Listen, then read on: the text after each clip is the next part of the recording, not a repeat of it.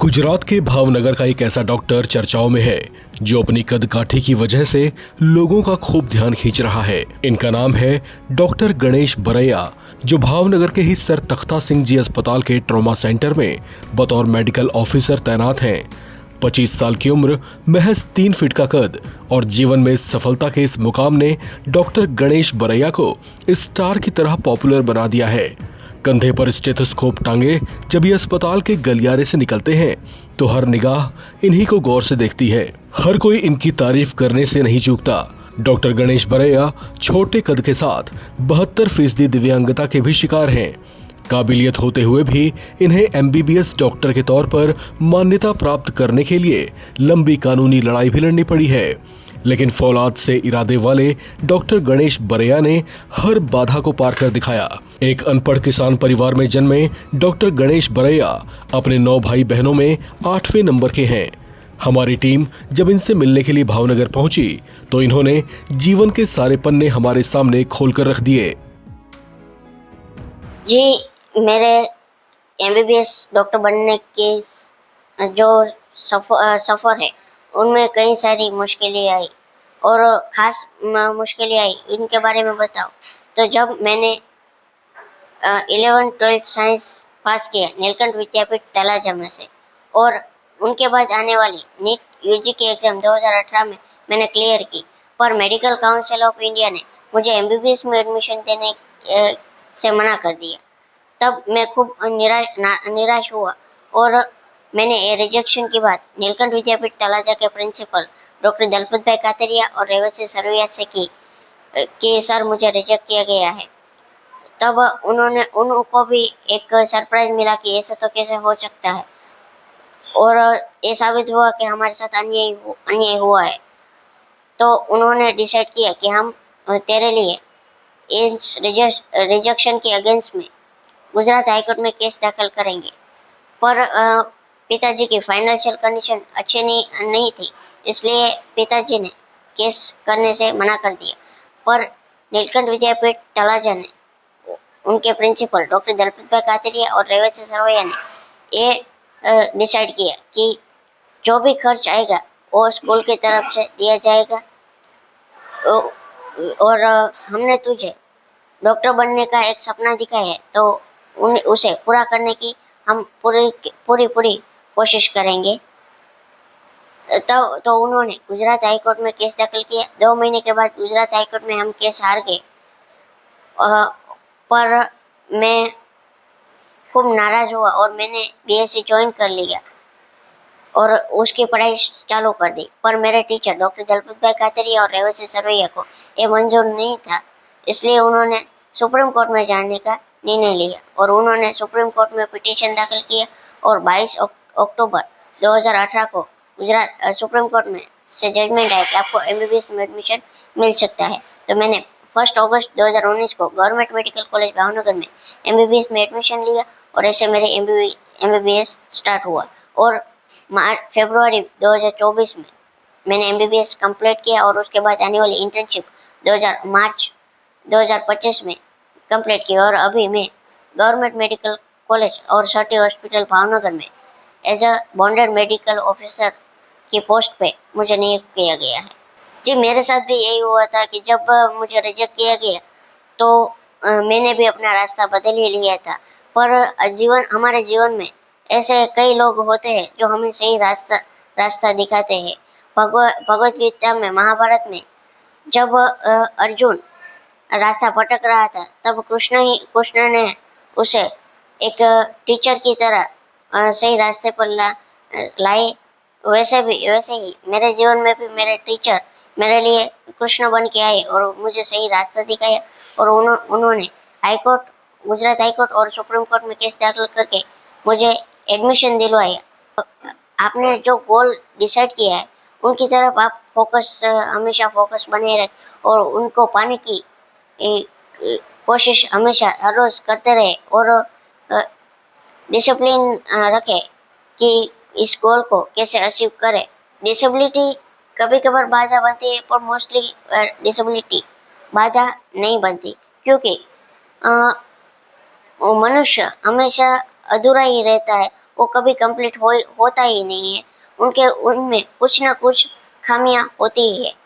पर भगवान ने अगर आपसे कुछ छीना है तो आपको उनसे कहीं ज्यादा दुगना भी दिया होगा। मेरी डिसेबिलिटी की वजह से जो भगवान ने मुझसे छीना है, उनके सामने मुझे कई सारा अच्छा और यहाँ तक की सक्सेस दी है। तो भगवान हमेशा आपकी मदद ही करता है, पर आप में एक आत्मविश्वास होना चाहिए और हमेशा अपनी गोल की तरफ आगे बढ़ना चाहिए। जी, मेडिकल के एजुकेशन में मुझे कई सारी रोचक बातें भी अभी तक याद है और कई सारी समस्या भी आई कि हमारे फर्स्ट ईयर एमबीबीएस में एनाटॉमी की पढ़ाई में जब हमारा ह्यूमन बॉडी का डिसेक्शन करना होता था, तब मुझे थोड़ी बहुत कठिनाई आई। पर मेरे फ्रेंड्स, मेरे प्रोफेसर, उन्होंने मुझे सपोर्ट किया और वो लोग ने मुझे हमेशा फ्रंट बेंच पर बिठाया और मेरे लिए एक अलग से चेयर रख के मुझे वहाँ पे बिठाते थे और वो लोग कहते थे कि तुम यहीं पे बैठ के सारी अच्छे से पढ़ाई करो, और ऐसे मुझे सपोर्ट करते थे। जी, मेरे मदर फादर फार्मर है। वो हमारे गांव में छोटा सा खेत है, उसमें फार्मिंग करते हैं। मेरे 7 सिस्टर अभी मैरिड है और छोटा भाई वो एग्जाम की तैयारी कर रहा है। जब मुझे एज ए मेडिकल ऑफिसर में पोस्टेड हुआ तो सभी लोग मुझे देख के खुश हुए। जी, मेरे परिवार में मेरे माता पिता, मेरे 7 सिस्टर और एक छोटा भाई है। मेरा घर बनाने का सपना हर किसी का होता है, वैसे ही मेरा भी सपना घर बनाने का है। पर उसके बावजूद मेरा ये भी सपना है कि मैं लोगों की कहीं ना कहीं तरह से हेल्प करूं और उनको सपोर्ट करूं। ये मेरा मेन गोल रहता है। और मेरा ये भी एक सपना है कि मैं आरोग्य क्षेत्र में या तो किसी और क्षेत्र में जाके मैं अपना योगदान भारत के इस डेवलपमेंट में करना चाहता हूँ। ये एक मेरा बहुत बड़ा सपना है। जी, फिलहाल मैं एमबीबीएस डॉक्टर बन चुका हूँ, तो मैं बहुत ही खुश हूँ। मेरे फैमिली में सभी लोग खुश है और मेरे गार्डियंस है और सभी लोग बहुत बहुत खुश है। सबसे पहले तो माननीय श्री नरेंद्र मोदी वड़ा प्रधान श्री, उन्होंने ये जो चेंज किया कि पहले डिसेबल पर्सन को विकलांग कहा जाता था, उनको चेंज करके जो दिव्यांग वर्ड यूज किया है, वहीं से पता चलता है कि हमारे माननीय प्रधानमंत्री श्री हमारे लिए क्या क्या दिव्यांगों को के लिए क्या क्या अच्छा काम करते हैं। वो लोग कई तरह के दिव्यांग लोगों के लिए प्रोग्राम चलाते हैं। वो जो पैरा एथलीट होते हैं, दिव्यांग जो खेलदार है, उनको भी कई प्रकार के मेडल्स और इनाम देते हैं। तो उनका एक विजन है कि हर इंसान को सिमिलर वैल्यू मिले, या तो वो नॉर्मल पर्सन हो या दिव्यांग पर्सन हो, उनको सिमिलरली वैल्यू मिले। उनका एक बहुत बड़ा मोटिव रहता है। जी, मैंने फर्स्ट टाइम मैं जब एमबीबीएस कर रहा था, तब मैंने स्टैच्यू ऑफ यूनिटी का टूर किया था। और अभी हमारे सरदार वल्लभ भाई पटेल की 150वीं जन्म जयंती के लिए माननीय श्री मनसुख मांडविया जी यूनिटी मार्च का प्रोग्राम कर रहे हैं। तो एक बहुत बड़ी खुशी की बात है कि अभी भी सरदार साहब को लोग याद करते हैं। और हमारे देश का जो गठबंधन है, जो संगठन है, उनमें उन्होंने जो योगदान दिया है वो प्रशंसनीय है। मैं अपने वर्ड में तो उनका वर्णन नहीं कर पाऊंगा, क्योंकि मैं तो एक छोटा सा इंसान हूँ।